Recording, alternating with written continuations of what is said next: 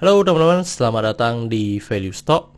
Hari ini saya akan membahas analisa fundamental saham Akra kuartal pertama tahun 2021. Oke, ini disclaimer-nya, yang pertama ini merupakan sharing analisa fundamental, bukan ajakan beli jual ataupun hot suatu saham, dan keputusan investasi ada di tangan teman-teman selaku investor.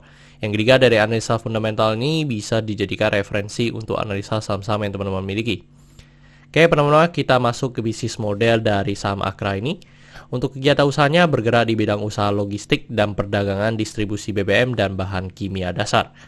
Untuk sumber income-nya berasal dari logistiknya dan penjualan BBM sama bahan kimia dasar. Untuk segmen usaha atau marketnya di Indonesia, terkait kasus hukum, selesai membuat video ini saya tidak menemukan adanya kasus hukum yang terkait dengan Akra. Untuk kepemilikan saham dimiliki oleh PT Arta sebesar 59,6%, masyarakat sebesar 38,72%, dan treasury sebesar 1,68%.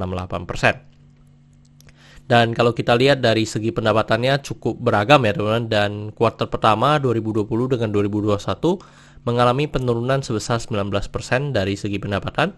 Tetapi kalau kita setahunkan dengan asumsi kuartal keempatnya memiliki kinerja yang sama dengan kuartal pertama, maka sampai akhir tahun akan mengalami kenaikan sebesar 15,3%. Dan dari segi net profitnya juga cukup beragam, tetapi kalau secara kuartal pertama, tadi secara penjualan atau revenue-nya mengalami penurunan, tetapi secara net profit mengalami kenaikan sebesar 34%. Jadi ini bisa dilihat bahwa Akra ini efisiensi ya dari segi penjualannya. Terus untuk dari segi saya asumsikan kuartal keempatnya memiliki kinerja yang sama dengan kuartal pertama, maka sampai akhir tahun akan mengalami kenaikan sebesar 32%. Dan dari segi asetnya juga mengalami kenaikan, dan kenaikannya sebesar 6,4%.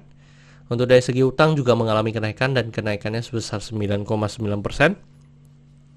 Untuk dari segi modal juga mengalami kenaikan, dan kenaikannya sebesar 3,8%. Oke teman-teman, ini merupakan summary laporan keuangannya dari 2014 sampai 2021. Dan di sini saya akan banyak membahas tentang rasio keuangannya. Yang pertama adalah NPM atau net profit margin. Untuk net profit margin 2021 ini sebesar 5,99%, jadi mengalami kenaikan dibandingkan dengan tahun sebelumnya. Tetapi masih di bawah dari 3 tahun terakhir ya, 2016 sampai 2018. Tetapi kalau semenjak 2019, 20, 21 ini selalu konsisten mengalami kenaikan dari segi net profit marginnya. Terus untuk dari segi EPS-nya di 304 dan membuat PER-nya menjadi 10,29 kali. Jadi kalau kita bandingkan dengan histori, mungkin PER 2021 ini merupakan PER yang paling rendah untuk dari Akra ini ya teman-teman. Yang dimana 2018 juga 10, tetapi sisanya masih di atas 20 ataupun di atas 13 ya teman-teman untuk dari segi PER-nya. Terus untuk dari segi book value sekarang di 2740. Dan kalau kita bandingkan dengan harga sekarang di 3130, maka kita bisa menekan PBV-nya di 1,14. Dan kalau kita lihat secara histori lagi, untuk dari segi PBV, memang ini juga merupakan PBV yang paling rendah untuk dari segi Akra.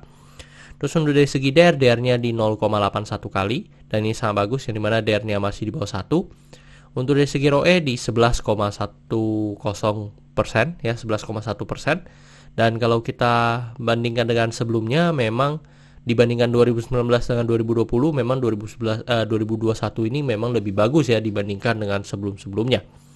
Terus dari segi ROA di 6,14%. Oke teman-teman, saat saya membuat video ini untuk harga sahamnya di 3130, dan dari analisa fundamental saya bisa menemukan nilai intrinsic value-nya sekitar 3.500. Jadi masih memiliki margin of safety 12%. Dan ini kesimpulannya, yang pertama adalah produk dan jasa. Untuk produk dan jasa saya berikan sesoke untuk saham Akra ini, karena saya melihat perusahaan ini mampu bertahan ya 5-10 tahun ke depan. Untuk GCG saya berikan sesoke karena memiliki pemilikan saham mayoritas. Yang kedua, tidak memiliki kasus hukum. Untuk revenue dan net profit saya berikan sesoke karena mengalami kenaikan. Untuk dari segi aset saya berikan sesoke karena mengalami kenaikan. Untuk liability saya berikan sesoke karena DR-nya masih di bawah 1. Untuk book value saya berikan no karena harga jual sekarang di atas harga book value-nya. Untuk sektor saya berikan status oke, dan sebenarnya tidak ada hal yang perlu kita concern. Jadi jika liability-nya oke, saya berikan satu sektor ini oke. Untuk ROE saya berikan status oke karena di atas 9%. Untuk margin of safety saya berikan status oke karena positif.